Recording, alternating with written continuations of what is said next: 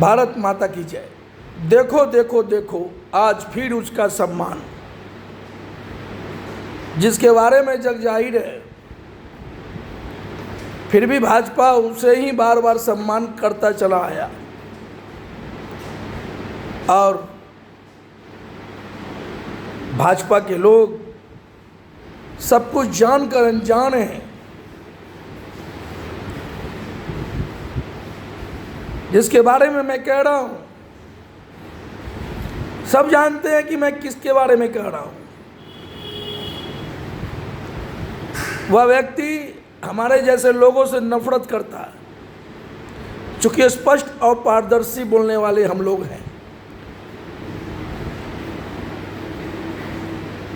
भाजपा में ऐसे ऐसे चेहरा हैं जो खेंदरा होड़ के घी पी रहे हैं, लेकिन ना मोदी जी को दिख रहा है, ना नीतीश जी को दिखा इतना दिन तक, अब सम्राट चौधरी जी को भी नहीं दिख रहा। ऐसे ऐसे लोगों पर बिहार के मुखिया मुख्यमंत्री जी, माननीय सम्राट चौधरी जी, ऐसे ऐसे लोगों का सम्मान नहीं होना चाहिए। ऐसे ऐसे लोगों का जांच होना चाहिए पूरे परिवार समेत तक। मैं भारतीय जनता पार्टी में यही तो सच की लड़ाई लड़ता था और सच की लड़ाई बोलता था कि अब ऐसे ऐसे को बार बार क्यों सम्मान दे रहे हो, क्यों टिकट दे रहे हो, 2 बार के बाद उम्मीदवार बदलो। जिसके बारे में जग जाहिर है कि उसका इतिहास सब जानते हैं, और उसी को बार बार टिकट। और भाजपा के लोग सब कुछ जानकर ऐसे ऐसे लोगों को जिताते हैं। पूरे बिहार की स्थिति यही बनी हुई है, पूरे भारत में यही स्थिति बनी हुई है। इसलिए हमारे बिहार के जनता मालिक, अब आप लोग जाति पाति से ऊपर उठकर, दल बल से ऊपर उठ कर के सही बोलना सीखिए, और उंगली बटन दबाने के पहले चेहरा को परख लीजिए। जो जान रहे हैं कि आदमी पहली बार में जीतकर खूब लूटा है, अब फिर वैसे वैसे लोगों को बार बार टिकट पार्टी देती है, तो आप लोग बार बार क्यों जिताते हैं? क्या पता नहीं है लोगों को कि जिस व्यक्ति को हम बार बार टिकट दिया, आवाज क्याची बना दिया,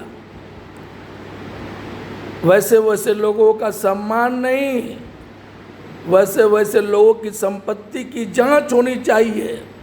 मैं सस्ता चुनाव अभियान के नायक 2020 बिहार विधानसभा के चुनाव चैलेंज करके मैं लड़ा हूँ 184 पटना साहिब से, और मैं स्पष्ट रूप से कहना चाहता हूँ कि ऐसे ऐसे लोगों का सम्मान नहीं, ऐसे ऐसे लोगों की पूरे परिवार समेत संपत्ति का जांच होना चाहिए। कहाँ से इतना था धन संपत्ति आया? सिर्फ नेता के बेटा ही इतना आगे बढ़ जाएगा। मेरी हार्दिक इच्छा हुई थी भारतीय जनता पार्टी में लौटने का। मैंने भारतीय जनता पार्टी के लोगों तक मैसेज दिया कि हमारे साथ बैठ के गिला शिकवा दूर करें और मेरे पास आवे, हम भारतीय जनता पार्टी ज्वाइन करेंगे। लेकिन नहीं, क्योंकि उनको डर था कि ऐसा ऐसा चेहरा अगर भारतीय जनता पार्टी में आएगा तो बवाल करेगा। मैं तो यही विरोध करता था भारतीय जनता पार्टी में। भ्रष्ट को टिकट मिलने पर विरोध करता था, लुटेरा को टिकट मिलने पर विरोध करता था, अपराधी को टिकट मिलने पर विरोध करता था, दल बदलुओं को टिकट मिलने पर विरोध करता था। मैं लगातार विरोध किया हूँ और अभी भी विरोध करता हूँ। 1985 का साथ भारतीय जनता पार्टी में 27 मार्च 2018 को छोड़ा हूँ, इन्हीं सब कारणों से छोड़ा हूँ। और आज मैं सामाजिक सोच से ओतप्रोत सर्व समाज ऐसी पार्टी का जो मैं अगुवाई कर रहा हूँ, यह बिना रजिस्टर्ड पार्टी है। मैं इच्छा जताया हूँ कि बांकीपुर विधानसभा क्षेत्र से चुनाव लड़ने का इच्छा है, मेरा मन है। अगर बांकीपुर विधानसभा क्षेत्र के लोग मुझे मौका देंगे, इच्छा प्रकट करेंगे, सहमति देंगे तो हम लड़ेंगे, जाति पाति से ऊपर उठ करके काम करेंगे। चुनाव हम जीतकर बेहतर से बेहतर करेंगे। जो 184 पटना साहिब में हमने कहा था कि मुझे पहली बार में जीता में, दोबारा में नामांकन करेंगे, घर बैठेंगे, इतना काम करेंगे 5 साल, दोबारा में नामांकन करके घर बैठ जाएंगे, फिर भी आप लोग जिताएंगे। ऐसा इतिहास रचने की तैयारी थी हमारी। लेकिन कोरोना काल में पैसा के बल पर अथाह धन संपत्ति उसके पास है और अथाह धन संपत्ति लुटाकर चुनाव जीता। ऐसे लोगों को रोकने का काम मैं लगातार कर रहा हूँ। पूरे बिहार ही नहीं, पूरे भारतवर्ष भर के ऐसे ऐसे लोगों को छोड़िए, हटाइए, काटिए। ऐसे लोगों को मत जिताइए, कट कीजिए, टिकट भी काट कीजिए, लेकिन पार्टी मानता कहाँ है? ऐसे ऐसे लोगों को बार बार क्यों?